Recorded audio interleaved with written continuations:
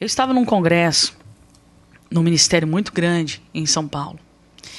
E tinha uma cantora louvando o hino. Mas ela cantava assim, meu Deus, o fogo caía mesmo. Mas ela era muito, assim, tinha muita autoridade para cantar e tal. E eu ia pregar nesse congresso. E quando ela estava cantando, todo mundo falando em mistério, aquela coisa toda, sabe? E eu fechei o olho. Quando eu fechei o olho, eu vi ela com 7 anos de idade, sendo separada para um espírito maligno. Quando eu abri o olho, eu olhei ela cantando e o Senhor falou comigo: todas as vezes que ela está dando um salto no ministério dela, esse espírito maligno vem e puxa ela para desonra. Aí eu falei: mas como? A mulher canta, fogo cai, uma loucura. E Deus me dá esses mistérios também, sabe? Às vezes eu vejo assim, a pessoa... Já aconteceu comigo, William. Só que quando é assim, eu tenho muito cuidado de ver assim a pessoa ou cantando ou pregando absurdamente e eu ver assim, cheirando cocaína. E Deus me mostra. Entende? Já aconteceu isso. Entendo muito. Aí ela pegou... Quando ela desceu assim do altar, aí eu falei: Deus, se for para eu entregar para ela essa revelação, ela vai me convidar para comer, para alguma coisa, né? E daí o marido dela terminou o culto, e ela era a cantora da convenção. Quando reunia as convenções, ela que cantava, tá? O marido dela pegou e falou bem assim para mim: missionária, vamos comer alguma coisa? Quando ele falou isso, me doeu a espinha. Eu falei: não acredito, Deus. E eu tava na cidade dela, tá? Com o pastor presidente dela, sabe? E daí ele falou assim: onde você tá hospedado? Eu falei: em tal lugar. Daí ele falou assim: vamos fazer assim, ó. Hoje nós vamos comer num lugar ali, mas outro dia eu vou fazer na minha casa uma comida bem... Eu falei: misericórdia. Aí a gente foi comer nesse lugar e tal. E daí ela veio muito querida, muito educada, conversando comigo. Você olhava para ela, William, você não dizia que tinha alguma coisa oculta. E eu olhava para ela e Deus me mostrava o espírito na vida dela. Aí, quando passou alguns dias, o marido dela me levou na casa dela para comer. Eu fiquei ali naquela cidade, ali, acho que uns 20 dias naquela cidade, só pregando no campo.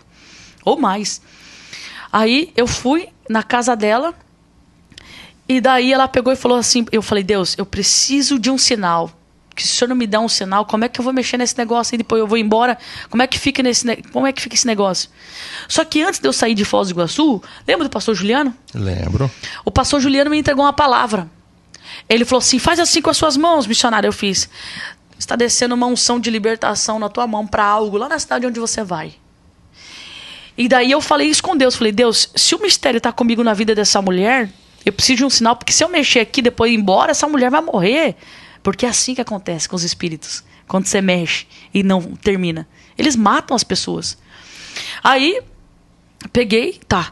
cheguei, ela pegou e me chamou para conversar no quarto dela. E daí ela pegou, olhou dentro do meu olho, ela falou assim: eu sei que você tem algo de Deus para me passar. Pode me passar. Aí eu falei para ela assim: quem é que te falou? Daí ela parou assim, olhou dentro do meu olho assim. Ela falou: foi Deus. Eu falei: então se foi Deus, você entende que foi Deus? Ela falou: sim. Então eu preciso te falar algo. Você com 7 anos de idade, você foi separada para um espírito maligno assim, assim, assim. E todas as vezes que você vai deslanchar, esse espírito maligno, ele te derruba no adultério. E agora Deus me mostra, sabe aquele pastor, o presidente, assim, assim? A rapaz dela fez assim, ó. Deus mostrou vocês deitados numa cama nua. Aí ela começou a chorar, William. Chorar. E ela abriu a boca e falou bem assim para mim: gravei 2 músicas e fez sucesso. A minha agenda não para. E depois que eu gravei essas 2 músicas, o pastor da época, o pastor presidente da época, se apaixonou por ela de um jeito. E ela caiu com ele. Aí ela falou assim pra mim assim: você precisa me prometer que você não vai contar pro meu marido. Eu falei: claro que não. Eu só quero te ajudar. Aí ela me falou bem assim: esses espíritos não me deixam em paz com meu marido. toda vez que eu tenho relação sexual com eles, me dá uma alergia, um grosseirão, que dá a impressão que o problema está no esperma dele. Porque quando ele ejacula dentro de mim, ela falou bem assim, tudo fica a carne viva. E ela falou pra mim. E a gente fica até um mês. E quando eu tô no adultério, isso não acontece. Olha só. Aí eu achei muito forte. Tô todo arrepiado aqui. Ai, rapaz, que aqui o negócio foi forte. Na época, tinha uma missionária nessa cidade que era uma mulher muito usada por Deus. Uma mulher de oração. William, ela gostava muito de cantar corinho de fogo, essa missionária. Bem moreninha. Só que ela não tinha afinação nenhuma. Sabe aquela coisa desafinava? Mas quando ela cantava, os espíritos malignos se manifestavam. E daí eu falei para ela assim, cheguei, peguei 2 mulheres. E falei assim, olha, eu vou fazer um trabalho de libertação com uma irmã assim, eu preciso da ajuda de vocês, eu não posso sozinha. Ela falou, tamo junto. Aí nós fomos na casa dessa cantora. O marido dela todo me desdenhando, sabe? Não acreditando, tal. A gente não contou tudo que, né? E nem para essas mulheres também não sabia, era só eu e ela que sabia. Ela tinha quase 2 metros de altura, ela era muito grande, mulher bonita. Fomos na casa dela. Aí ela tinha uma mesa de madeira pesada pra caramba, sabe, lapacho, pesado pra caramba. Ela ficou sentada aqui, essa missionária de frente com ela e a intercessora perto da porta. E o marido dessa mulher perto da pia. E eu tava atrás dela. E eu comecei a falar pra ela assim, fulana, tudo que eu falar você repete. Eu falei, missionária, pega na mão dela e vamos guerrear. Ela foi falando. Quando chegou aos 7 anos de idade, ela fez isso aqui, ó. Aí a missionária fez um toque pra mim, que o negócio tinha baixado nela. Quando eu fui dar a volta, não deu tempo. Ela levantou tão rápido. E do jeito que ela levantou, com a mesma proporção, ela levantou a mesa junto. Rapaz, acho que tinha que ser uns 5 homens para pegar a mesa daquela. Ela fez assim. Pau! Estouro. Quando a mesa caiu no chão, assim, eu fui tentar pegar ela, mas ela era muito alta. Eu fui tentar pegar ela, assim, e a missionária começou a expulsar o demônio. E o demônio não saía. E aquela coisa toda. E eu segurei ela aqui por trás, assim. De repente, o Senhor falou comigo. Pra quem que eu dei autoridade? Foi pra você. Então expulsa. Cara, como é que eu ia me desvencilhar daquela mulher? Ela me prendeu na parede, eu segurando assim. De repente, William, isso foi a única experiência que eu tive dessa forma de ver alguém virar uma cabeça desse jeito. A cabeça dela virou. E ficou cara a cara comigo. Ela olhou dentro dos meus olhos. E aquele demônio falou pra mim, sua desgraçada, você me descobriu. Na hora, meu irmão, eu falei, não fui eu não. Foi o Deus que eu sirvo. Porque esse aqui é um grande problema, William. Há muitos amigos que eu conheci na área de libertação que se envaideceu com o dom. E hoje estão arrebentados. E nós precisamos entender que não é nada sobre nós. É tudo sobre ele. E na hora, eu falei, não fui eu não. Foi o Deus que eu sirvo. E quando ela virou assim, eu consegui me desvencilhar. Eu fiquei cara a cara com aquele demônio. Ele virou de novo a cabeça. E eu gritei. Eu li uma vez um livro que um pastor amigo me deu. Armaduras de Deus e a armadura do diabo. E na hora veio um flash muito grande daquele livro.